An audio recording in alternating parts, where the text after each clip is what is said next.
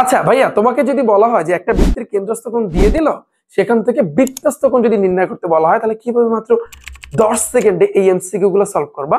দেখো, এখানে একটু খেয়াল করো ভাইয়া। আমি যদি তোমাদেরকে দেখাই, এটা হচ্ছে কিন্তু একটা বৃত্ত, রাইট? এখন এই বৃত্তের এটা হচ্ছে কিন্তু ভাইয়া কেন্দ্র।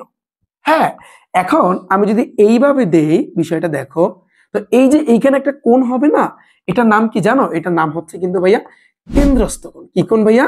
কেন্দ্রস্থ কোণ। কেন ভাইয়া বলো তো, কেন ভাইয়া কেন্দ্রস্থ কোণ? কারণ এই জিনিসটা কিন্তু কেন্দ্র দিয়ে গেছে। তো মাথায় রাখবা, যেটা বৃত্তের কেন্দ্র দিয়ে যাবে ওটার নাম হবে কিন্তু কেন্দ্রস্থ কোণ। ডান? আচ্ছা, এরপরে আমি এখানে আর একটা কোণ আঁকতেছি। দেখো, এটা কিন্তু এই বৃত্তকে স্পর্শ করছি, কিন্তু আমি এই বৃত্তকে কিন্তু আমি স্পর্শ করছি, তাই না? তো এই বৃত্তকে স্পর্শ কইরা যদি কোনো কোণ হয়, এটার নাম কি জানো? তুমি কিন্তু বৃত্তকে স্পর্শ করছো, তাহলে এটার নাম হচ্ছে কিন্তু বৃত্তস্থ কোণ। এটার নামটা কি ভাইয়া? এক্স্যাক্টলি, এটার নাম হচ্ছে কিন্তু তোমার বৃত্তস্থ কোণ। কেন বলো তো ভাইয়া বৃত্তস্থ কোণ? এর কারণ হচ্ছে এটা কিন্তু বৃত্তকে স্পর্শ করে গেছে। তার মানে আমরা এটা ক্লিয়ার হইলাম, যদি কেন্দ্র কেন্দ্র যে কোণটা হয় এটার নাম হচ্ছে কেন্দ্রস্থ কোণ, আর বৃত্তকে যদি স্পর্শ করে এটার নাম হচ্ছে কিন্তু বৃত্তস্থ কোণ। রাইট? এতটুকু ক্লিয়ার? এখন দেখবা অনেক সময় তোমরা দেখবা এই জিনিসটা, এই জায়গাতে যে বৃত্তস্থ যে কোণটা, এটা এভাবে না থাইকা ধরো এভাবেও থাকতে পারে, এভাবেও থাকতে পারে। এখানে মাথায় রাখবা, যেভাবেই থাকুক না কেন, সুর হচ্ছে কিন্তু তোমার এই যে বৃত্তকে যদি স্পর্শ করে যায়, শর্ত হইছে বৃত্তকে স্পর্শ যদি করে যায়, তাহলে এটা এই যে কোণটা হবে এটার নাম হবে কিন্তু ভাইয়া বৃত্তস্থ কোণ। তাহলে আমরা এটা ধরতে পারলাম। এই যে চিত্রটার দিকে তাকাও, এখানে এইখানে যে কোণটা ভাইয়া, এই এ ও বি, এটা হচ্ছে কিন্তু ভাইয়া তোমার কি কোণ? এটা হচ্ছে কিন্তু ভাইয়া তোমার কেন্দ্রস্থ কোণ, রাইট? আর এইখানে যে কোণটা, এটা কিন্তু বৃত্তকে স্পর্শ করছে, তার মানে এটা হচ্ছে কিন্তু ভাইয়া তোমার বৃত্তস্থ কোণ। এতটুকু ভাইয়া ক্লিয়ার?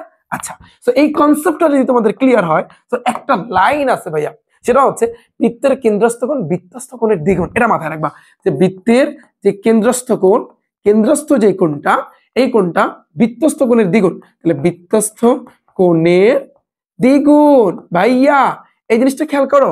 তাহলে বৃত্তের কেন্দ্রস্থ কোণ কোনটা? এখানে কোণ এ ও বি। তাহলে দেখো কোণ এ ও বি, মাঝখানে যে থাকবে ওইটা কিন্তু কোণ বোঝায়। মাঝখানে ও আছে, এখানে কিন্তু ও আছে, এটা কিন্তু কোণ বোঝাচ্ছে।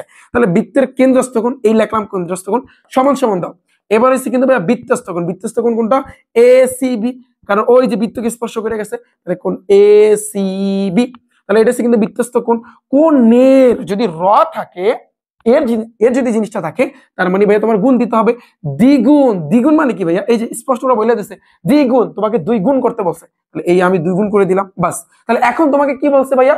দেখো, এখানে কিন্তু বলছে কোণ এ ও বি এর মান আছে 40 ডিগ্রি, তাহলে এই কোণ এ ও বি এর জায়গায় আমি 40 ডিগ্রি লিখলাম। আর এসিবিটা আমাদের